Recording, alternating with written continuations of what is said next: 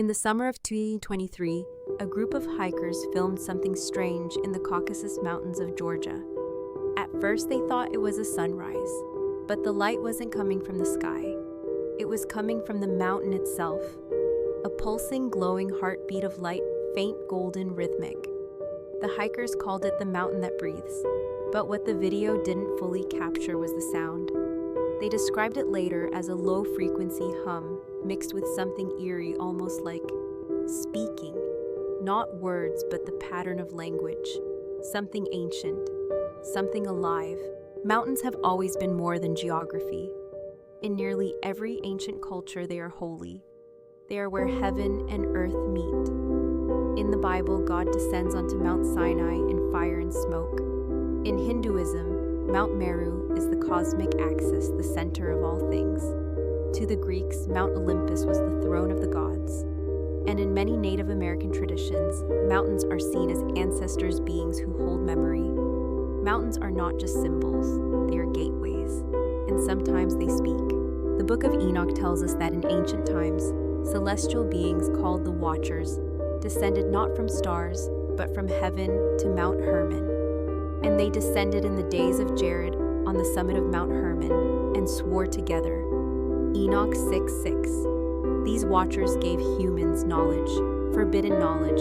They taught metallurgy, sorcery, cosmetics, astrology, and worst of all, how to manipulate creation itself. They broke the boundaries between divine and human. They fathered the Nephilim giant hybrids who corrupted the earth. And so came the flood. Not just a punishment, but a reset. Now consider this.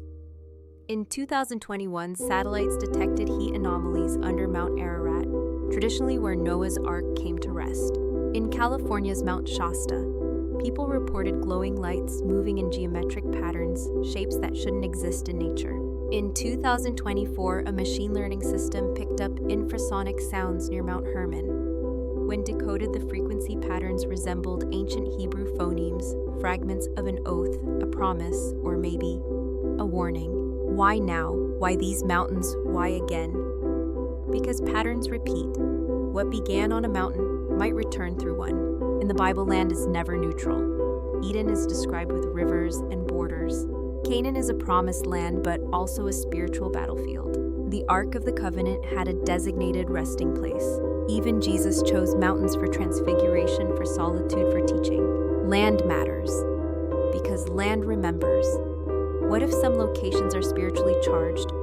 What if certain mountains were chosen not just once, but repeatedly, because they are ancient coordinates of contact? What if these places are waking up? Let's go back to the hikers in 2023. What if the mountain didn't just glow? What if something inside it was reactivating?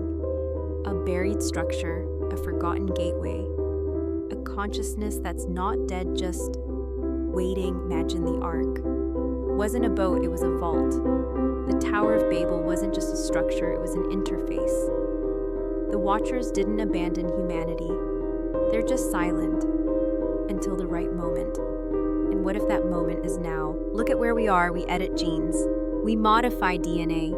We build machines that mimic human minds. We try to upload consciousness into the cloud. We've built new towers, not of stone, but of code. We call it progress, but maybe it's rediscovery. Maybe we're unlocking the very same knowledge the Watchers once gave us. Knowledge that brought the flood. So here's the terrifying question. Are we building a future, or are we triggering a reset? The mountain that glowed in 2023 wasn't just a curiosity. It was a signal, not for tourists, not for scientists, but for those who understand the old stories. Because when heaven touches earth, it never comes quietly. And when the mountains speak, it's usually too late to run.